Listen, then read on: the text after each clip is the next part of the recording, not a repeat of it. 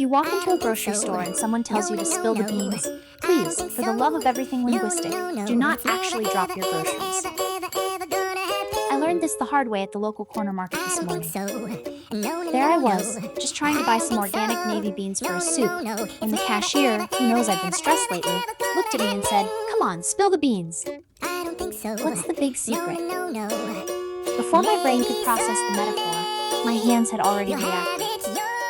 I gripped the plastic bag, it ripped, and suddenly, 2 pounds of dried legumes were bouncing across the linoleum like tiny loud hailstones. The cashier stared at me.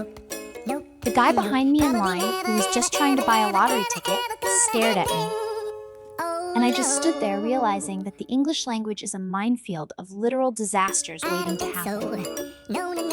Welcome to day 2 of our 30-day English challenge with a twist. Yesterday we survived the phrasal verb gauntlet, but today we are diving into something even more treacherous, the world of idioms. These are the phrases that make absolutely no sense if you look at the individual words, yet English speakers use them as if they are perfectly logical. If you've ever felt like your brain was melting because someone told you to break a leg when you were already nervous, this episode is for you. We're asking the big questions today. Why is there a cat in the bag? Why are we spilling beans? And why, when everything goes wrong, do we say we are under the weather?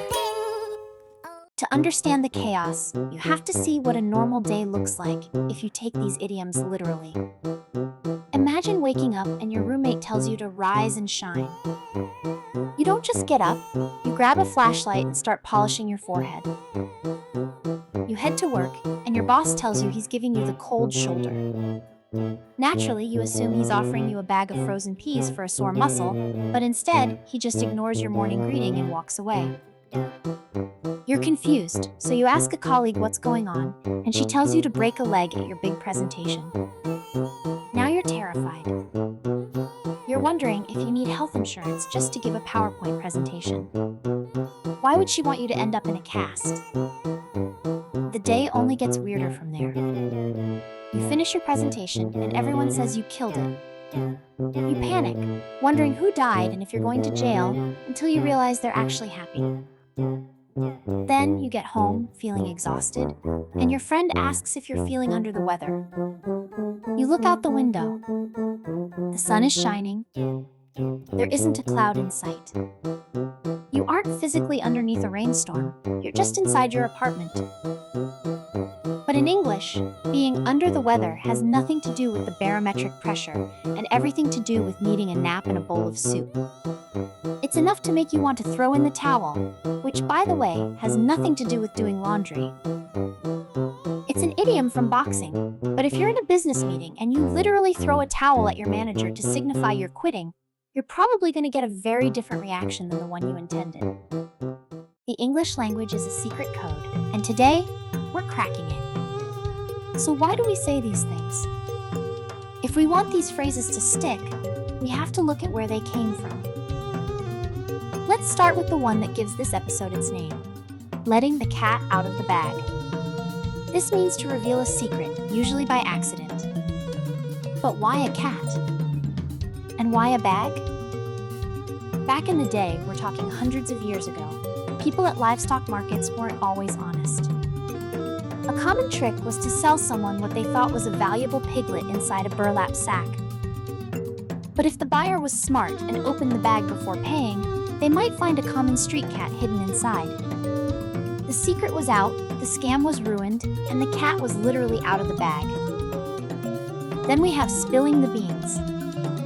This one goes all the way back to ancient Greece. When people voted, they didn't use paper ballots, they used beans. White beans meant yes, and black or dark beans meant no. The beans were kept in a jar, and the results were supposed to stay secret until the end. If someone accidentally knocked the jar over and the beans rolled out, the secret vote was revealed too early. You literally spilled the beans. And what about feeling under the weather? This is an old nautical term. When sailors got seasick during a storm, they would go below deck to the most stable part of the ship, literally getting under the area where the weather was happening. So if you feel sick, you are putting yourself under the weather to find some peace. To help you remember these, I've come up with a few memory tricks. Think of these as your idiom emergency kit. For spilling the beans, just remember, if the secret is seen, you've dropped the bean. For letting the cat out of the bag, try, if the bag has a cat, the secret is flat. And for under the weather, think, when the clouds start to gray, stay under and pray. These rhymes might be silly, but when you're in the middle of a conversation and your brain freezes, these little mental anchors will save you. Now, let's move into our Make It Make Sense segment. This is where we take the most confusing idioms and translate them into plain, boring English so you can see what's actually happening. When someone says piece of cake, they don't want dessert. They just mean the task is very easy. When they say beat around the bush, they aren't gardening. They're avoiding the main point of the conversation. If someone tells you to bite the bullet, they aren't suggesting you eat ammunition. They're telling you to endure a painful situation with courage. And my personal favorite, barking up the wrong tree. This comes from hunting dogs who would trap a squirrel in one tree, but keep barking at a different one. In a conversation, it just means you're looking in the wrong place or accusing the wrong person. If you think I'm the one who ate your lunch from the office fridge, you're barking up the wrong tree. Mostly because I only eat navy beans now after the grocery store incident. The key to mastering idioms is not to learn all 10,000 of them at once. That's a recipe for a headache. The trick is to pick 5 that you actually like and try to spot them in the wild. Watch a movie, listen to a podcast, or eavesdrop on a conversation at a coffee shop. You'll start to hear them everywhere. It's like buying a red car and suddenly realizing that every third person on the road is also driving a red car. Before we wrap up, I want to give you a little sticky takeaway for today. Idioms are the icing on the cake of your English skills. You don't need them to survive, but they make your speech much more colorful and natural. If you use one correctly, you'll immediately see the other person's eyes light up because you've cracked the cultural code. But remember, use them sparingly. If you use too many idioms in one sentence, you'll sound like a malfunctioning textbook. I want to hear from you. What is the weirdest idiom you've ever heard? Is there a phrase in your native language that makes absolutely no sense when translated to English? For example, in some languages, instead of spilling the beans, they say to put a flea in someone's ear. Leave a comment below with your favorite weird phrase. I love reading how different cultures handle these linguistic quirks.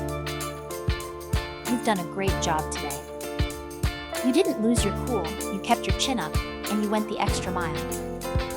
We are 2 days into this 30-day challenge, and you are already becoming a pro at navigating the weirdness of the English language. But don't get too comfortable. Tomorrow, we are leaving the world of phrases and entering the world of letters.